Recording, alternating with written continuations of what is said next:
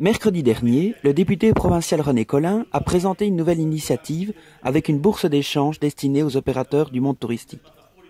Pour introduire l'événement, le député a rappelé toutes les opportunités et les outils dont est constitué le tourisme dans notre province. On est ici parce qu'on veut travailler ensemble. C'est le but de la journée et ce n'est finalement qu'une image par rapport à ce qu'on doit faire tout au long de l'année et aussi dans une stratégie de perspective. Être efficace au présent, aujourd'hui, et vouloir l'être davantage demain. Alors, je voudrais rappeler évidemment, je crois que c'est la moindre des choses, que c'est organisé par la Fédération du tourisme et que cette fédération elle est à votre service toute l'année. Vous êtes ici dans des horizons finalement relativement différents et peut-être certains sont même étonnés d'avoir été invités. On considère qu'on ne peut pas faire de politique touristique efficace si on ne mêle pas tous les autres secteurs au tourisme. Les entreprises, qu'elles soient dans le domaine environnemental, dans le domaine manufacturier, elles sont des acteurs de tourisme si elles le veulent, si elles le décident et si le tourisme se les approprie comme des partenaires potentiels. Le secteur aussi, évidemment, et ça c'est pas nouveau, des produits de terroir. Les produits de terroir, ça motive les gens à faire des déplacements. Et quand on se déplace, on peut rester, on peut voir des paysages, s'accrocher à l'idée de venir, et puis revenir dans notre Oreca. La culture, les sports, l'événementiel, tout cela évidemment, ce sont des partenaires du tourisme et on doit le faire vivre au quotidien. Un exemple parmi d'autres, le tourisme équestre.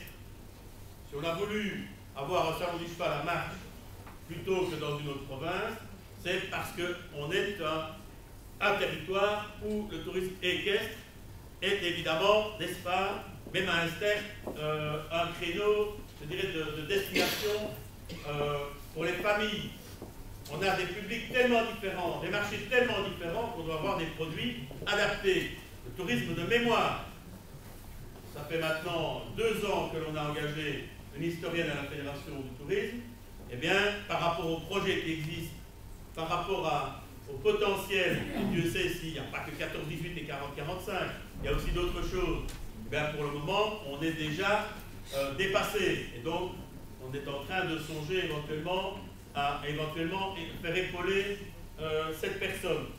Le tourisme durable, bien entendu, tout ce qui concerne finalement, et je conclurai par là, toutes les collaborations entre le secteur privé et le secteur public. Il ne peut pas y avoir de promotion efficace si on ne se parle pas, si on ne s'échange pas. Il ne peut pas y avoir de promotion crédible si on n'a pas un marketing fort. Et c'est l'objet de ce qui va vous être présenté par Frédéric Rousseau.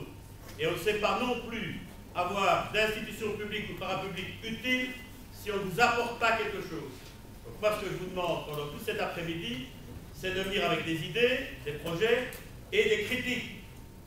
Si vous pensez qu'on fait trop de choses, qu'on n'en fait pas assez dans un secteur, et que, par exemple, on devrait, je dirais, ouvrir le nouveau chantier, c'est le bon moment pour le dire.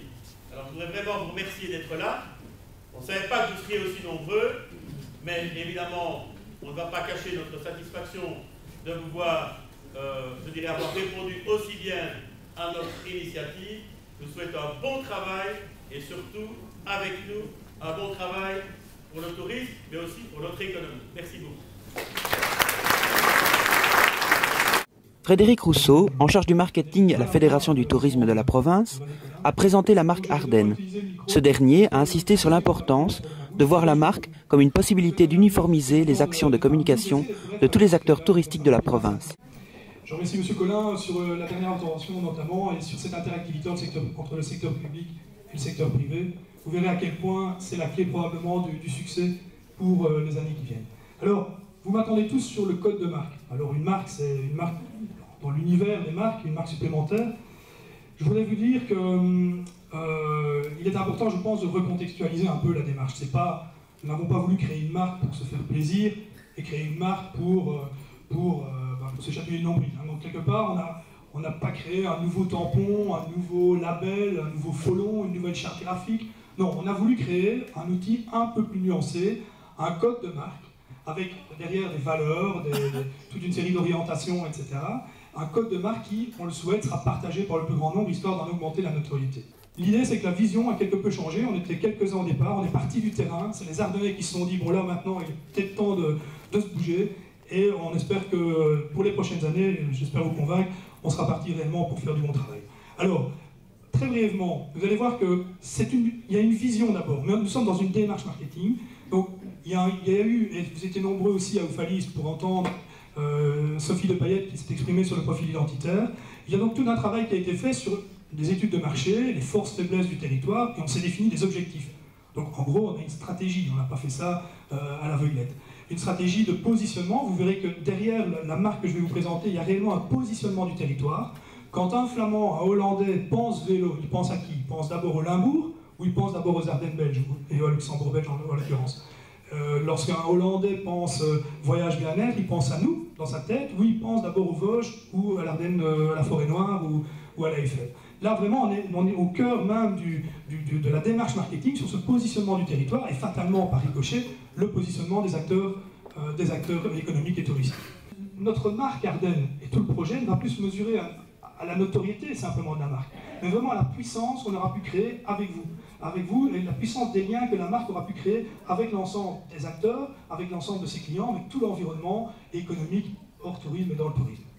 Alors, au final, heureusement, l'identité transfrontalière existait. Le Luxembourg belge avait une facette ardennaise, on en a une autre et je l'aborderai très brièvement tout à l'heure, mais globalement, l'ensemble de l'Ardenne, de Spa à Charleville, de Dinan plus ou moins, on verra sur la carte, à la Lorraine Gomez et à Lémanique, quelque part, il y avait là une identité qui était certes originale, et qui était certes complexe, mais qui était aussi paradoxale. Il y avait là vraiment matière à creuser. Ce que je vais vous présenter, c'est un code de marque. Donc, ce n'est pas une charte graphique qui vient s'imposer à la vôtre, ce n'est pas un énième tampon, label qui vient se mettre, c'est quelque chose de plus nuancé. C'est donc pas une charte graphique, c'est ouvert, souple, gratuit. C'est ouvert aux institutionnels pour chercher entre nous, vous imaginez, entre les Ardennes luxembourgeoises, les Ardennes françaises, les Ardennes namuroises, toute une série d'acteurs qui touchent à l'Ardenne, l'OPT, c'est de trouver la cohérence, la connexion entre toutes nos actions, de manière à amplifier la communication. Et pour chaque acteur privé que vous êtes pour partie, c'est aussi une façon de créer le lien entre votre marque, entre la marque de votre établissement, de votre activité, de votre attraction, et celle du territoire. Et si possible, donc, dans cette dynamique partagée, comment respecter l'identité de chacun. Évidemment, il faut concrétiser maintenant, il faut concrétiser l'essai. Et donc, on se reverra évidemment, il va y avoir de nouvelles séances d'information dans les territoires. Les MT qui ont déjà marqué un vif intérêt sont vraiment associés pour vraiment essayer de faire des porte-drapeaux. L'idée, c'est de créer un club d'ambassadeurs. Et j'étais très heureux de voir le parc naturel de la Forêt d'Anlier qui avait eu vent de cette dynamique et qui veut être, lui, un ambassadeur de son territoire et un porteur des valeurs de l'Ardenne. On va vraiment essayer de diffuser au maximum la marque. Et donc là, il y a vraiment un comité de la marque qui va être mis en place, qui est mis déjà quasi en route, et qui va vraiment venir vers les acteurs pour essayer de diffuser, de prêcher du prosélytisme, avec des choses très concrètes, la demande d'adhésion très simple, gratuite, payante pour un opérateur privé, moyennant certains, qui voudrait exploiter, on va dire la marque, des conditions générales d'utilisation, des contrats de licence, tout simple. Voilà, c'est un projet ambitieux. J'espère que ça vous a plu, que j'ai vraiment pas été trop ennuyeux.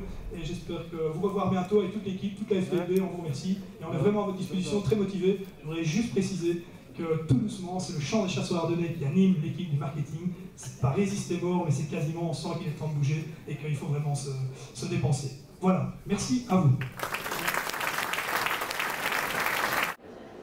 La bourse d'échange s'est déroulée dans la suite de la journée et c'était l'occasion pour tous les acteurs du tourisme de s'informer auprès des autres acteurs de leur activité en vue de collaborer ou de bénéficier de leur aide.